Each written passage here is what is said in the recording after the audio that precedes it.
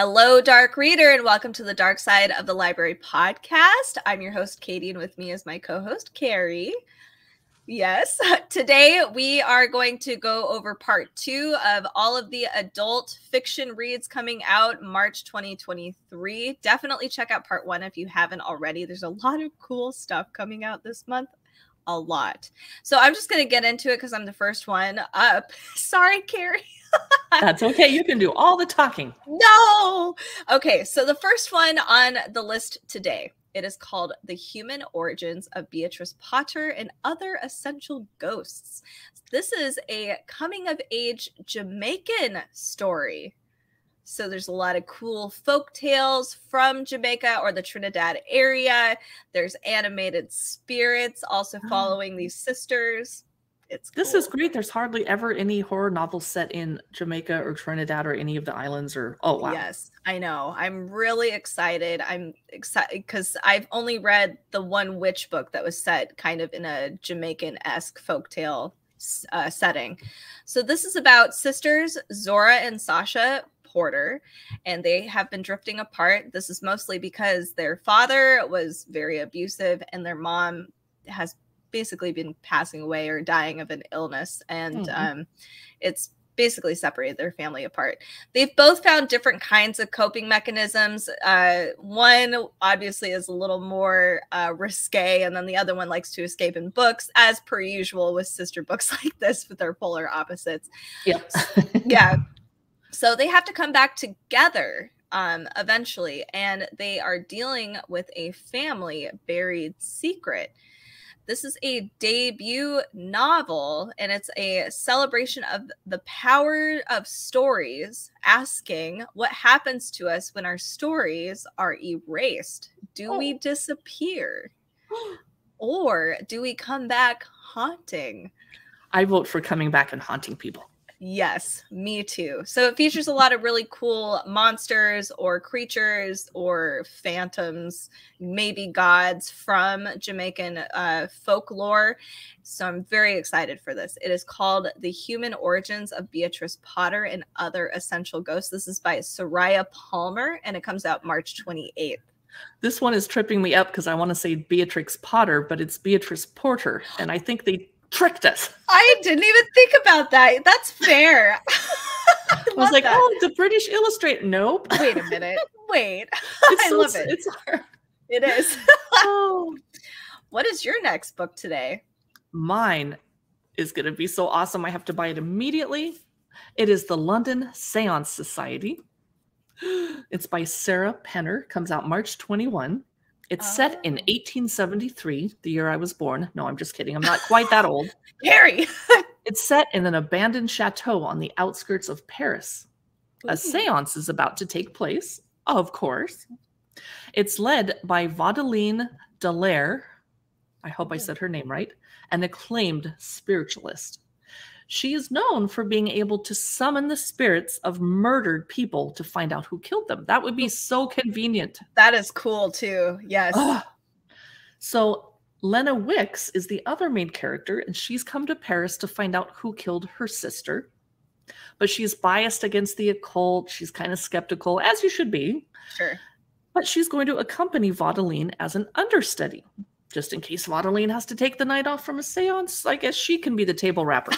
Interesting. The women team up with the London Seance Society, but they realize they might be entangled in a bigger mess than they thought, and maybe they'll be complicit in a murder. I'm in. That's The London Seance Society by Sarah Penner. That sounds interesting. And I might give this a shot too. I tried the Lost Apothecary book that she wrote, and there was too much time jumping, but this one sounds really cool. I liked her writing style. My next book is called Lone Women. It is by Victor LaValle, and it comes out March 28th. So I read, not actually that long ago, The Ballad of Black Tom, which was one of his novels, a shorter novel, I guess a novella that he wrote, and it was a retelling of one of H.P. Lovecraft's stories. It was very, very good. Very good. So I'm looking forward to this one. It is about Adelaide Henry. She carries a trunk with her, which is closed almost at all times. And this is because if she opens it, people just suddenly disappear on her. So wow, that's a lot to unpack, or not unpack, I mean. it's a lot Whoa. to keep tucked away. So fast forward to 1915, Adelaide is now in trouble and she has to flee California, where she's at, and she goes to the open vastness of Montana, and she is carrying this trunk the entire way there.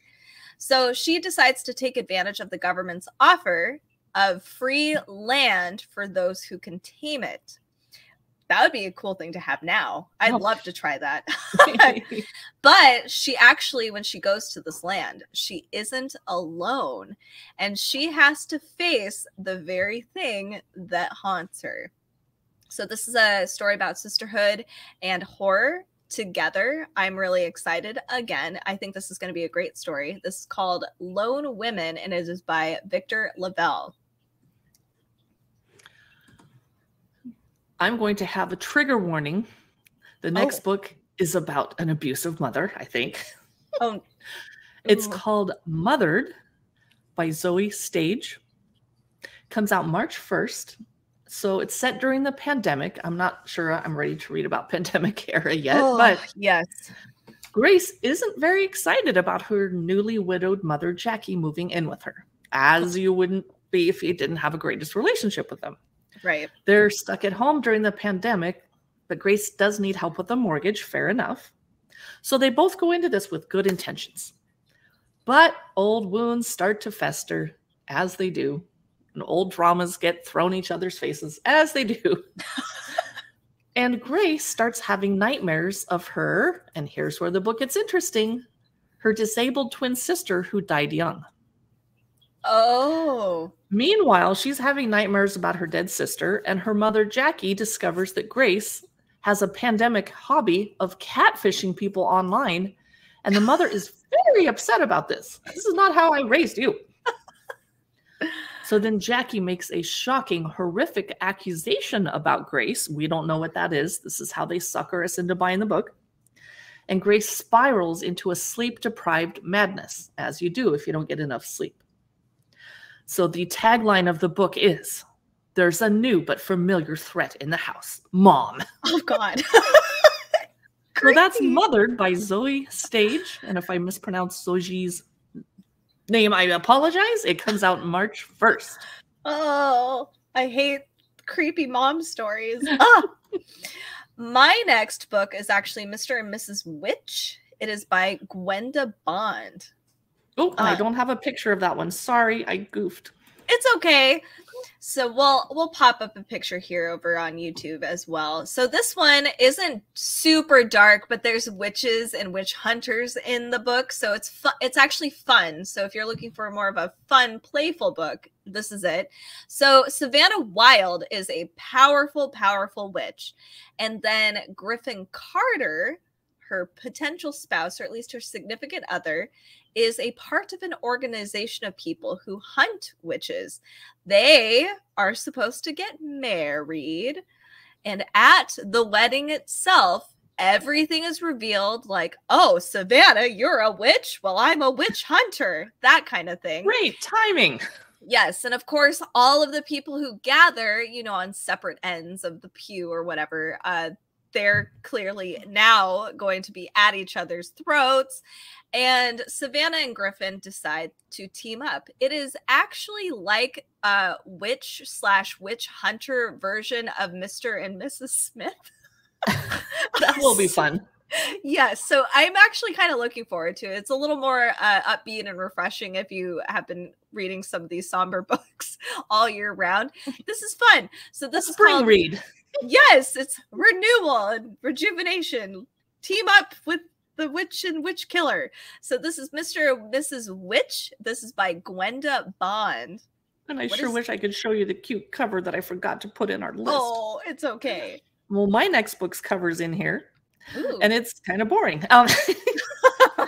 Margaret Atwood just released this book today in March. It's Old Babes in the Wood. There's a white kitty cat on the cover with beautiful golden eyes. So, of course, you know that Margaret Atwood is a Canadian author who wrote The Handmaid's Tale and The Testaments. Well, some of the stories in this book have been published before in, say, the New Yorker, New York Times, etc. Some haven't. But it's a collection of stories, and 7 of them follow a couple, and they're set in kind of themes. There's 3 chapters. The stories include Impatient Griselda, Bad Teeth, Death by Clamshell. Oh. One is called Also a Dusty Lunch. Or I'm sorry, it's called A Dusty Lunch. There's one called Widows, and one that I'm intrigued by called Two Scorched Men. So 7 stories follow a married couple across the decades and beyond. So I love Margaret Atwood's short stories as well as her novels. My favorite story by her was Bluebeard's Egg. It's a retelling of the Bluebeard story. It's pretty cool, but it is not in this collection. But I'm very eager to read this, and I like having short story collections because I can read one story a night and feel like I accomplished something, because I can't usually finish a book every night. So this is Margaret Atwood's Old Babes in the Wood. Very cool. My next book is Piñata. It is by... What? Sorry? I forgot all of your books, and I only put mine in the pictures. No! I'm so selfish. I'm sorry. That's okay. I'll make sure to put some of these in when I'm editing. But for those of you on the podcast, we have a book called Piñata. It is by Leopoldo Gout, and it comes out March 14th. The cover of this one actually was really alluring to me. It was it's interesting. It's creepy. It's like a skull with like an armor looking up and screaming. It looks like it's kind of wild. It almost looks like a comic book cover, to be honest. The story, though, here's what it's about. We have our main character, Carmen Sanchez. She's supervising the renovation of an ancient abbey, which is awesome. I love the setting in Mexico of an ancient abbey for sure. So her daughters have to come with her from New York City. So she's from New York City, and they're too young to just be alone over there. So she takes them there. It's also an opportunity for her daughters to get in touch with their roots and see what Mexico's all about.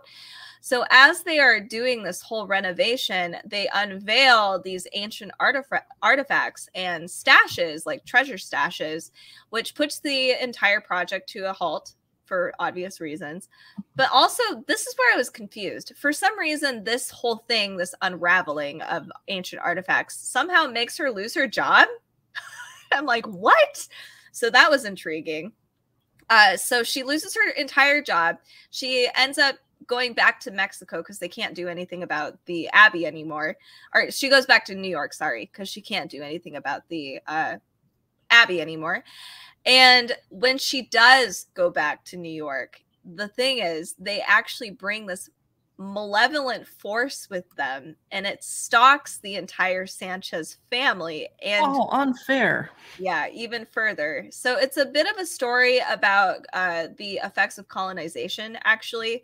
And obviously it's horror, thriller, mystery, and family secrets. So if this is intriguing to you too, it is called Piñata. It is by Leopoldo Gout. My next book, which I have a picture of, is called Smolder by Laurell K. Hamilton, the author of the infamous decades and decades long Anita Blake Vampire Hunter series. So, and this supposedly is the final book, Katie thinks. Oh, yes. I think it's supposed to be. Okay. Number 29.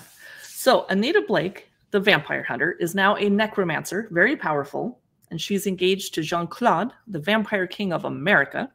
Oh. Humans think, though, that she's on the monster side, siding with vampires, and the vampires worry that the king is under her spell a little too much because she's pretty powerful. Then she gets called, as she does, to help investigate a nationwide slaughter of vampires and humans that is being called the Sunshine Murders. Oh. Sounds so cheerful. Yes. But also, in case she doesn't have enough going on, an ancient evil arrives in St. Louis to challenge Jean-Claude's crown, and Anita and Jean-Claude have to work to prevent primeval darkness from spreading across the country. This almost sounds like a romance, kind of. Yeah. It is Smolder by Laurell K. Hamilton, and it comes out March 21st. Even the title is a bit romancy. Yes. Oh, there's a rose in the flames. Yeah, it's a cool cover. Oh my gosh. I like that a lot. Hey, you got this one. So this is called, yay! So this one's called So Close. This one's by Sylvia Day.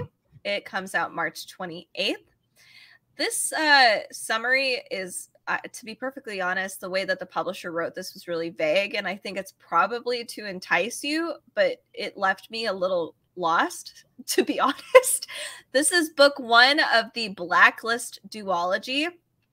We have our main character, Kane, who lost his wife, Lily, and he's understandably been a hollow of a man ever since his wife passed, until he sees this woman who looks just like her, and he whisks her away, protects her, or like just they stay cooped up in his penthouse and nobody really can contact them, and she's showered with gifts and money, etc. All of this stuff. Is this a Christian Grey ripoff? Oh, ugh, I hope not. All right, so here's where things get a little more confusing.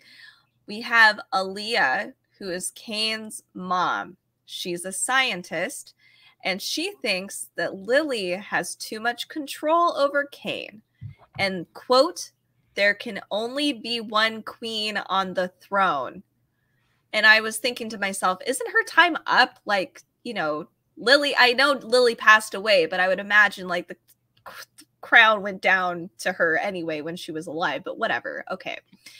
Now we also have Amy, who's Kane's sister-in-law, and she has been lied to in the past and betrayed. I don't know what this means. She feels a murderous rage boiling up in her, and she's ready to claim what she is owed. So we have 3 women, this mysterious Lily impersonator, Aaliyah and Amy, who are all circling this man, Kane. They're all related to each other. He must be hot. He must be. He, who is obsessed with his deceased wife, Lily, to the point where he is convinced that she is no longer dead, and he wants to keep it this way. And that is what this publisher has said about this book. It's Is very he in denial? Because a lot of people are after someone dies. Yeah. It's an interesting premise. I'm not sure if I will pick it up, but if you are intrigued, this book is called So Close, and it is by Sylvia Day. And why is there a serpent on the cover? I don't know. Like, I get phallic, or I don't know. Yeah, or betrayed somehow. I don't know. It's interesting. I also have one more book. I'm so sorry, Carrie. I didn't go ahead. So this one is by LaRocca. It is called The Trees Grew Because I Bled There. This one comes out March 7th. LaRocca is definitely an up-and-coming horror author, and he prefers anthologies. So this is 8 short stories of literary dark fiction. And all of the stories explore the shadow side of love. So that includes things like grief, obsession, like the book above, and control, also like the book above. So some examples of these stories that you might find in this book, we have the short bits of the plot are, one is about an online posts chronicle a cancer diagnosis. Another one is about a couple in the park with their small child. They encounter a stranger with horrific consequences. There's another one about a toxic relationship that reaches a terrifying resolution. That could be between siblings, too. It doesn't have to be a romance. Yeah, any relationship, toxic relationship. So all of these are different aspects of love and the dark bits of it. So if you're interested in more anthologies, I personally like them because you can read one really fast and put it down. It's great right before bed too. So this is called The Trees Grew Because I Bled There by LaRocca. Now, Carrie. Sounds so good. Yes. What is next for you? I have a really weird book. Whoa. And trigger warning, the cover has all sorts of different teeth in this creature's mouth, including sharp teeth and molars and like brains and intestine. I don't know what's happening with the cover of this. It is called Walking Practice. It's by Dolki Min. Comes out March 14. It's about a shape-shifting alien that crash lands on Earth. And unlike E.T. going for Reese's Pieces, this one finds out that humans are delicious. Oh. But the alien is kind of disabled by gravity and they have to learn how to walk. They can shift their gender, their appearance, and their conduct to suit each prey's sexual preferences. Oh. They carry a backpack with torturous instruments and cleaning supplies. And they use the most popular dating app to find their victims, so be careful out there, people. Oh my God. But one night, they fail to kill their newest meal. And a chase across the city commences, and the alien suddenly understands why humans fight so hard to survive. But it has insatiable hunger, and it targets a new prey. Oh. That's all I know about Walking Practice by Dolki Min. I don't think this is a book for me, but I am laughing. So I wanted to bring it to your attention just in case someone out there listening to us in podcast land is like, oh my God, I have to read that. Yeah, that cover is sinister. It's creepy. Well, a great palate cleanser is the book A Witch's Guide to Fake Dating a Demon. And this is the final book of today. It is by Sarah Hawley, and it comes out March 7th. This is not dark. I'm sure you can tell with the cover and just the title. It's cute. It's very yellow and flowery. Yes. Cute. It's very, very cute. So our main character, Mariel Spark, is a very, very powerful witch, but instead of doing witchy things, she prefers baking, drinking tea, reading I like books. her already. I want to be her best friend. Exactly. She likes to do all the good stuff, all the non-stress stuff. So something goes awry one day while she's baking, actually, and she ends up summoning the very powerful Ozroth the Ruthless. Wow. A notorious demon that she now has to strike a deal with, and she has to they both have to accomplish this goal in order to not be bound together anymore. So they have like something to obtain. So eventually, because now they're basically roommates at this point, they're bound together and they're living in the same place, and they're just like, okay, cool, we're together now. The mom is like, who's this guy? And she has to lie to her mom and say, oh, it's actually my new boyfriend who's this person. As you do. We've all had to lie about our boyfriends and girlfriends. Yes. And so it actually turns out that they do end up falling for each other. Ozroth is all, he's like, oh, she's kind of cute. She does all these cutesy things, even though he's ruthless. She melts his heart a little bit. So they end up not only do they strike a deal and they start creating a relationship or having a relationship together, this actually makes the deal extra complicated because when they complete their task, the Mariel Spark might lose her memory altogether, including the deal that they did take together, which means that she'll forget that she loves him. So it's becoming more complicated as the thing goes. So that is kind of the story here, and it sounds adorable. It is called A Witch's Guide to Fake Dating a Demon. This is by Sarah Hawley. So that wraps up the dark books coming out March 2023 that we were most intrigued by and wanted to let you know about. But stay tuned for our upcoming podcast this month on dark nonfiction books, including a cookbook. There are dark YA episodes coming out, dark kids books, which we always have a lot of fun with. And there's nothing wrong with grown adult goth grannies reading kids books and YA books to themselves. Yes. Out loud with cats and tea. Be sure to stop by our Amazon live presence if you would like to shop for dark books with us, chit chat during our live streams, etc., or just browse and snoop around on our storefront. It's amazon.com/shop/Dark Side of the Library. You can find us at Dark Side of the Library on Instagram and on Facebook and on YouTube. And we love dark books and tarot decks and horror trivia, and you'll see some of that on our live streams as well. Any final comments for this episode, Katie? No, I am excited to get reading. There's so many cool books coming out. All righty. Thanks for listening, and we'll talk to you in the next episode.